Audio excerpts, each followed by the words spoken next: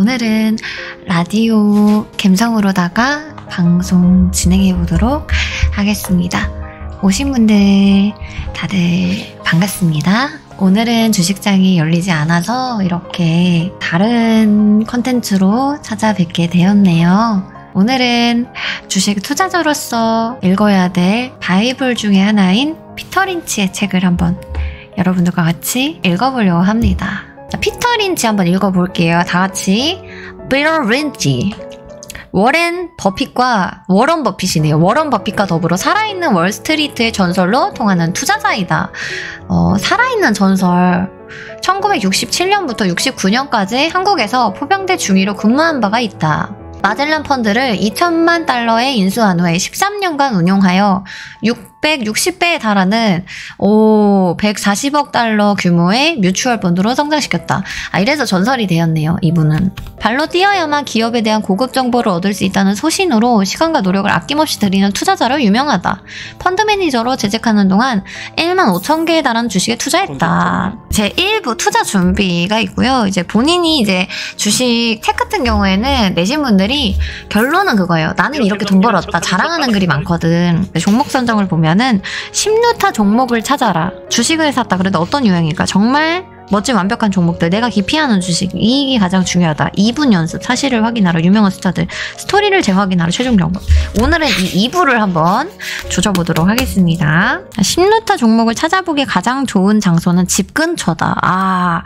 집 근처에 없으면 쇼핑몰을 살펴보거나 특히 직장 주변을 뒤져봐라. 던킨 도너츠, 리미티드, 스바루, 어디야?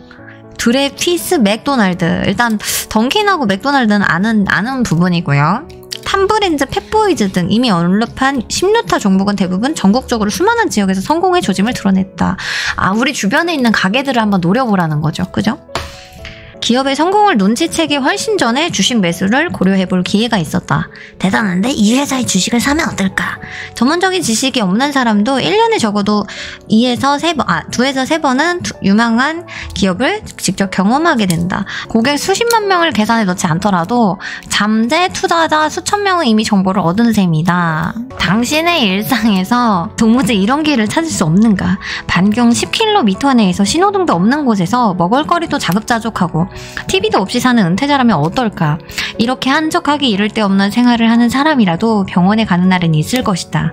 저는 생활을 하다 궤양이 걸려 병원을 찾은 사람이라면 스미스 클라인 베크만을 알게 되는 좋은 계기가 될 수 있을 것이다. 식약청 FDA로부터 타가메트 승인을 받은 2년 뒤에 매수했어도 최소한 3루타를 기록할 수 있다. 자꾸 3배 타령하네, 3배. 이게 자기 이제 차트네요. 이 시절에는 이제 1960년 되면 아마 수기로 막 차트 입력하고 이럴 수도 있었어가지고 직접 이게 손으로 이평선을 만들어서 하셨나봐요. 보죠. 점점점점 이렇게 해가지고 이평선을 그려서 하셨네. 내가 놓친 엄청난 기회들. 피터 린치도 이거 하네.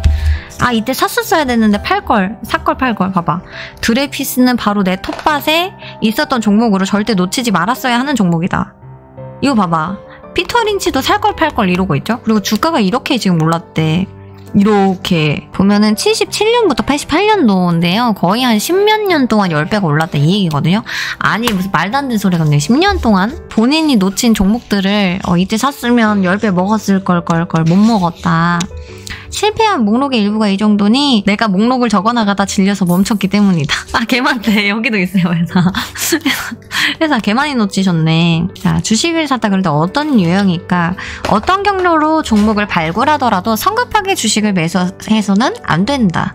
사무실에서 쇼핑몰에서 얻은 정보든 먹어본 음식이나 구입한 상품과 같이 직접 체험해서 얻은 정보든 주식 중개인에게 들은 정보든 어느 것이라도 예외는 없습니다. 이 모든 정보와 현상은 앞으로 차차 확인해봐야 할 것에 불과합니다. 초기 정보를 대할 때는 출처 불명의 이메일을 받았을 때와 같은 태도를 취해야 된대. 정보 제공자의 평판만 믿고 혜리 씨가 매수한 종목이야. 혜리 씨는 부자니까 틀림없이 전문가일 거라고 생각하거나 그 사람이 저번에 고른 종목이 2배로 뛰었거든 이라고 말하는 투자가 있다면 참 불행한 일일 것이다.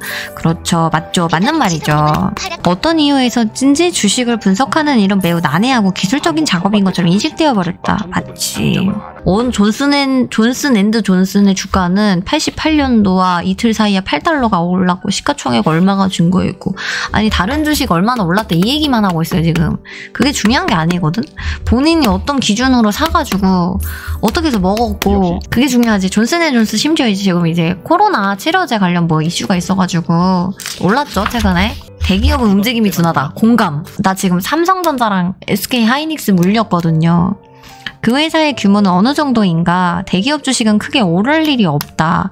시장에 따라 대형주도 높은 수익을 낼 수 있지만 가장 높은 수익은 언제나 소형주에서 나온다. 그렇지. 와 나랑 똑같네. 이 얘기 나랑 너무 똑같아요. 소형주지 결국에는. 삼성전자 10배 못 가요. 코카콜라와 같은 대형주를 매수한다면 2년 안에 4배의 수익을 기대할 수 없다. 그렇지. 코카콜라를 좋은 가격에 매수했다면 6년 동안 3배 정도의 수익은 기대할 수 있겠지만 2년 안에 대박을 터뜨리진 못한다. 때로는 대기업도 잇따라 불운을 겪다가 절박한 상황에 처하기도 한다. 대기업이 이러한 불황에서 다시 회복될 경우 주가가 큰 폭으로 상승한다. 어허. 아, 2~3배는 단기간에 가기 힘들다. 이 얘기 있는 것 같은데 이 맞는 얘기죠. 예. 다우케미컬, 코카콜라와 같은 대기업이 10루타를 기록할 정도로 빠르게 성장하기는 어렵습니다. 맞죠?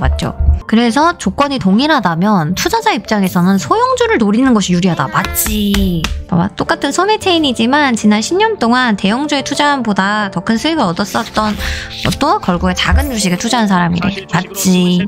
6가지 유형. 나는 먼저 해당 업종에서 다른 기업과 비교하며 규모를 구분한 다음에 저성장주, 대형 우량주, 고성장주, 경기순환주, 회생주, 자산주 6가지로 구분한다. 이건 필기해야 된다. 저성장주. 아, 저성장주. 자, 첫 번째 저성장주 나간다. 성숙한 대기업 주식으로 예를 들면 지금 삼성전자, 하이닉스, 뭐 LG전자 이런 게 있겠죠. 성장할 만큼 모두 성장했거나 그동안 너무 열심히 달려오느라 지쳐서 주춤한 탓에 저성장주가 된다. 맞죠? 3전이네 3전. 오늘날 가장 대표적인 저성장주는 전기 설비업체다. 그렇지. 저성장주의 뚜렷한 또 다른 특징은 정기적으로 넉넉한 배당을 지급한다. 그렇지. 배당을 주지. 내 포트폴리오에는 2에서 4% 수준으로 성장하는 저성장주가 많지 않다. 이거 봐. 피터린치도 절대 그런 다 큰 회사 안 사네. 100종목 중에 한 2개, 3개, 4개 이 정도밖에 없대요. 빨리 성장하는 회사가 아니라면 주가도 빨리 오르지 않기 때문에 빠른 시간 안에 오를 성장주를 사는 게 옳다고 말씀하시네요. 맞네. 피터린치 씨도 삼성전자 안 들고 있을 듯. 월마트 보시면 월마트 주가를 한번 보시면 77년도에서 88년 한 10년 동안 주가가 요것도 한 10배 정도 올랐네요. 월마트. 하지만 우리나라에서 망해가지고 최근에 떨어졌겠죠. 주가가. 따분한 종목이다. 지난 15년 동안 수익 주가 모두 느리게 상승했다. 개따분하대. 와, 이걸 15년 동안 존버하셨네. 고성장주. 내가 가장 좋아하는 종목군. 피터린치가 제일 좋아하는 게 결국에는 성장하는 회사네요. 연 20에서 25%의 성장률을 보이는 작고 적극적인 신생기업이다. 오호. 연 20%. 현명하게 선택할 경우 10루타 내지는 40루타의 실적을 기다릴 수 있다. 40배? 심지어 200루타가 되는 게 200배? 미쳤네? 200루타? 그 중에 한두 개만 적중해도 크게 성공할 수 있대. 포트폴리오를 나눠서 그 중에 한두 개만 이렇게 40배, 200배 가는 종목 있으면 대박 난다 이거야. 나는 고성장주를 고성장 업종에서 발굴하지 않았다. 어머 뭐 어떻게 한 건데. 고성장주는 위험성이 높다. 그치. 의욕만 앞서다가 작은 부족에 직면한 신생 기업들은 위험합니다. 맞지. 경기 순환주가 있네. 회사의 매출과 수익이 어느 정도 예측 가능한 방식으로 올라가는 부분인데 경기 상황 포드 자동차가 있네요. 포드 자동차 순환주기. 그러니까 이게 박스권이거든. 어느 시점이 되면 떨어졌다가 어느 시점 되면 올라가고 다시 떨어졌다가 올랐다가. 포드는 거의 한 10년 동안 박스권을 이뤘네요.